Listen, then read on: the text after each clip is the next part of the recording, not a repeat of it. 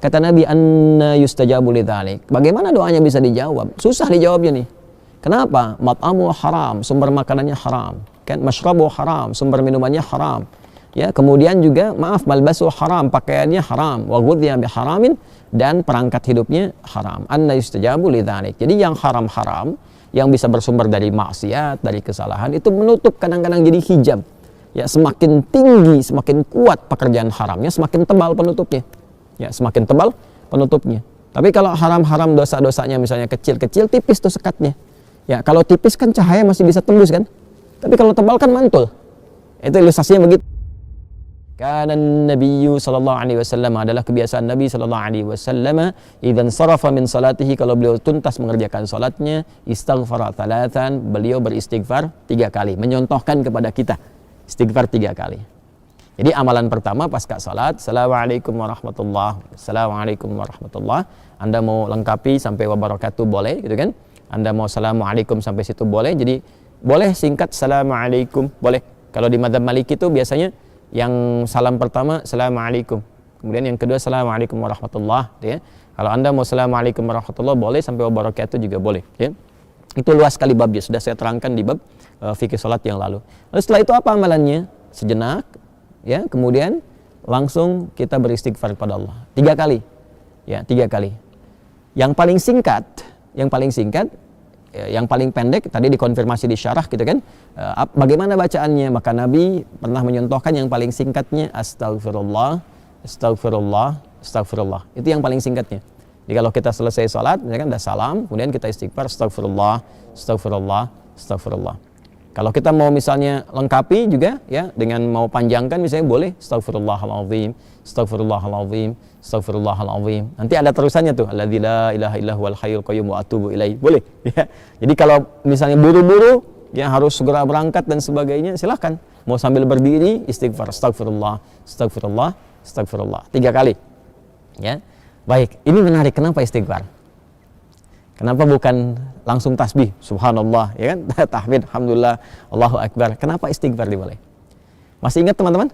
Ya, kalau kita sambungkan ke awal tadi, idealnya dan seharusnya saat sholat itu kan terhubung dengan Allah, kan? Saat sholat itu harusnya khusyuk, kan? Terhubung dengan Allah, nyambung kita. Tapi ada bagian-bagian dalam sholat yang kadang-kadang nggak terhubung dengan Allah. Bahkan dimulai dari takbir pun kadang-kadang sudah nggak nyambung. Ya, tahu-tahu udah waladolin gitu kan. Padahal tadinya baru takbir tuh. Ya, tahu-tahu baru sadar udah waladolin kan. Amin tuh, ya. Nah, itu sesuatu yang kurang dan akan dilengkapi. Maka ketika akan melengkapi, adab pertama kita minta ampun dulu sama Allah. Seakan-akan kita mengatakan begini, ya Allah, ampuni hamba yang seharusnya tadi dalam sholat, ya, hamba bisa maksimal terhubung denganmu, tapi ada bagian-bagian tertentu yang kurang maksimal. Maka sebagai adab kita istighfar. Astagfirullah, ya Allah saya minta ampun, ya Allah saya minta ampun. Ini kaitan dengan sholatnya. Ya, ini kaitan dengan sholatnya. Ini bagian yang pertama. Baik. Yang kedua, ada kaitan juga nanti dengan pembuka kedoa. Pembuka kedoa. Karena doa ini doa yang terbaik itu salah satunya adalah doa yang dimulai dengan istighfar. Doa yang dimulai dengan istighfar. Karena doa itu spiritnya begini. Doa itu kan permohonan yang paling suci, bersih. Nah, akan sampainya kepada Allah yang maha suci. Sedangkan sifat Allah dalam menerima doa disebutkan oleh Nabi, innallaha thayyibun la yaqbalu illa thayyiba. Allah itu maha baik, maha suci, tidak menerima kecuali yang baik-baik saja. Ya, maka permohonan yang baik itu akan sampai kepada Allah yang maha baik jika hatinya baik dan jika dirinya baik. Makanya ada orang-orang yang ketika bermohon kepada Allah, dicontohkan oleh Nabi, dulu ada orang-orang, Nabi, saya katakan langsung hadis Nabi saja, ya. Qala Rasulullah sallallahu alaihi wasallam bima ma'na atau kama qala Rasulullah sallallahu alaihi wasallam, thumma dzakara rajula asy'atha aghbara yutilu as-safara, ya kan? Yamuddu yadayhi ila as-sama'i fayaqulu ya Rabb, faqala Rasulullah sallallahu alaihi wasallam anna yustajabu lidzalika famat'amuhu haramun wa mashrabu haramun wa ghudhiya biharamun fa anna yustajabu lidzalik. Nabi mengisahkan seorang lelaki yang menempuh perjalanan panjang yang diniatkan untuk menaati Allah, itu berpotensi mengabulkan doa. Makanya kalau sedang safar banyak berdoa. Safar ke yang baik-baik, ya, bukan safar ke tempat-tempat gak jelas, itu kan. Kemudian setelah itu sampai di situ dia mengangkat tangannya. Orang yang mengangkat tangan untuk berdoa, kata Nabi, innallaha hayyun karibun. Sungguh Allah itu sangat maha mulia dan sangat maha memahami ya keadaan hambanya. Ya, maka ketika hambanya mengangkat tangannya, sulit ya untuk tidak terkabul doanya. Cepat bagi Allah mengabulkan doa. Demikian terjemah bebasnya kurang lebih seperti itu.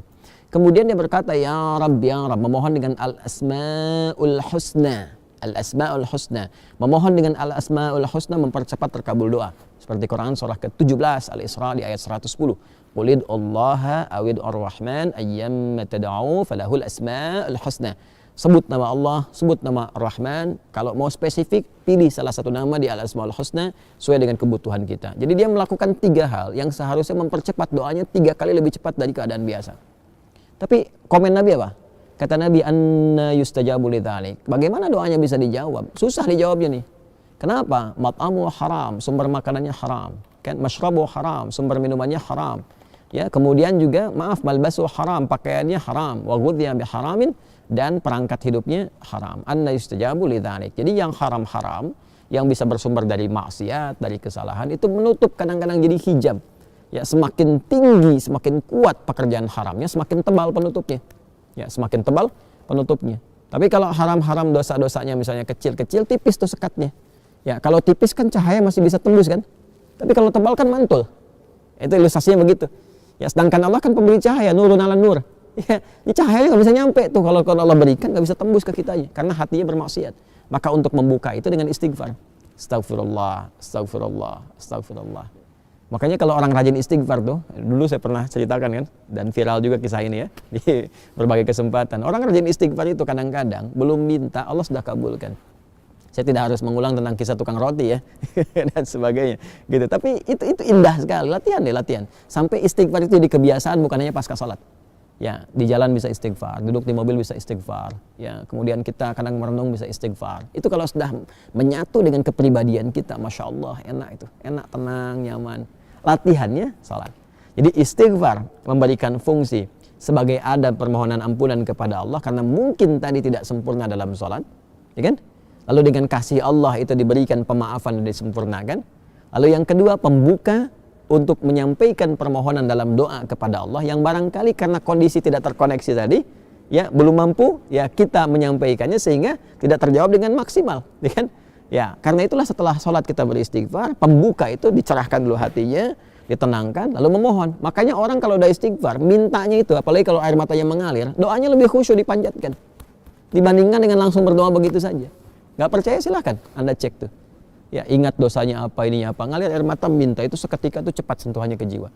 Nah, karena itu nanti bab doanya terletaknya itu setelah itu. Setelah istighfar itu nanti ada doa pembuka dulu, ya. Nah, karena itulah setelah Anda berdoa, ya kan? Setelah Anda istighfar, ya kita istighfar, astagfirullah, astagfirullah. Kalau mau dilengkapi silakan, astagfirullahaladzim, astagfirullahaladzim, astagfirullahaladzim. Kalau astagfirullah itu yang paling pendek ya. Memahaminya jangan begini. Nabi kan katakannya astagfirullah, jadi harus begitu, tidak. Hadis yang lain banyak juga, satukan ke situ, ini baru satu hadis. Ya, dan astagfirullah kalimatnya itu syarah hadisnya. Syarah hadis ketika dikonfirmasi, hadis pokoknya mengatakan istighfar thalatsan, beristighfar 3 kali. Nggak disebutkan bagaimana caranya. Kalau kita ngaji hadis kita temukan ada 3 nih, versi yang pendek, versi menengah, versi yang panjang. Ya, memahaminya bagaimana? Kalau sedang buru-buru ya, kalau mau singkat astagfirullah, astagfirullah, astagfirullah. Kalau sedang agak santai astagfirullahaladzim, astagfirullahaladzim. Kalau mau lebih panjang lagi, lebih santai lagi astagfirullahaladzim. Alladzi la ilaha illa huwal hayyul qayyum wa natubu ilaih, gitu kan? Astagfirullahaladzim alladzi la ilaha illa huwal hayyul qayyum wa atubu ilaih. Atubu untuk pribadi, natubu untuk banyakan. Ya kan? Jelas ya? Jadi itu yang bisa kita katakan. Tapi 3 kali ini maksudnya sampai merasakan ke jiwa, bukan cuma lihat, bukan cuma di lisan. Ya, lihat zikir itu sampai ingat, bukan sampai keluar. Jadi sampai ingat ya, sampai betul kalimat yang kita ucapkan mengingatkan kita dengan atau menyambungkan kita dengan Allah Subhanahu wa taala. Astagfirullah, astagfirullah, astagfirullah. Rasakan di hati kita sampai tembus ke jiwa.